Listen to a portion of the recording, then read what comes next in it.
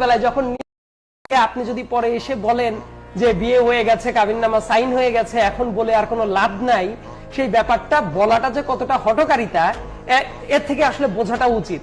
ধরেন যে ব্যক্তি এখন এসে এটা বলছে, প্রত্যেকটা বিয়েতে ইন্টারেস্টিং কিছু ফিগার থাকে, বুঝছেন? গ্রামের বিয়েগুলাতে দেখবেন ওই যে চাচা, তারপর খালু সম্প্রদায় আর কিংবা ফুফা সম্প্রদায়ের ভেতরে কেউ কেউ থাকে না, তার রাগ হবেই, সে বিয়ে বাড়ি ছাড়বেই, রাগারাগি করে চলেই যাবে। তো নাসিরউদ্দিন পাটোয়ারির চরিত্রটাই হয়েছে, ভাই বিয়ের টাইমে তুমি রাগারাগি করে আগেই তুমি ঘটি বাটি গোটায় তুমি পালায় চলে গেছো ওই রাগান্বিত ফুফা খালুদের মতো।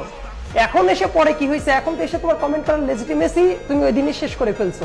ঠিক আছে, তারপরেও করতে পারে। তো নাসিরউদ্দিন পাটোয়ারি সাহেব, আমার মনে হয় যে উনি ধরেন বিয়ে করতে গেল খুবই উৎসব মুখর পরিবেশে, 6 মাস ব্যাপী পাত্রী দেখা হইল, কি কি দেওয়া হবে না নেওয়া হবে পুরো আয়োজন করা হইল। তার সাথে বিয়ে হওয়ার কথা ছিল রহিমার, পুরো সাইন টাইন করা হইলো রহিমার নামে, তার আইডি কার্ড ধরে সবকিছু মিলিয়ে। বিয়ে করার পরে রাতের বেলায় যখন নিয়ে গেল, দেখলো রহিমাদের বাড়ির কাজের মেয়ে ছিল জরিনা, জরিনাকে নিয়ে গেছে। আমার মনে হয় যে তখনও নাসিরউদ্দিন পাটোয়ারির মতো মানুষ এইটাকে কোনো প্রতারণা মনে করতো না, এবং মনে করছে ঠিক আছে কাবিননামায় সাইন হয়ে গেছে তাহলে তো হইলই। কিন্তু এইটা যে একটা সুস্পষ্ট প্রতারণা, এই প্রতারণার জন্য যে মামলাও করা যায়। আপনি যদি পরে এসে বলেন যে বিয়ে হয়ে গেছে, কাবিননামা সাইন হয়ে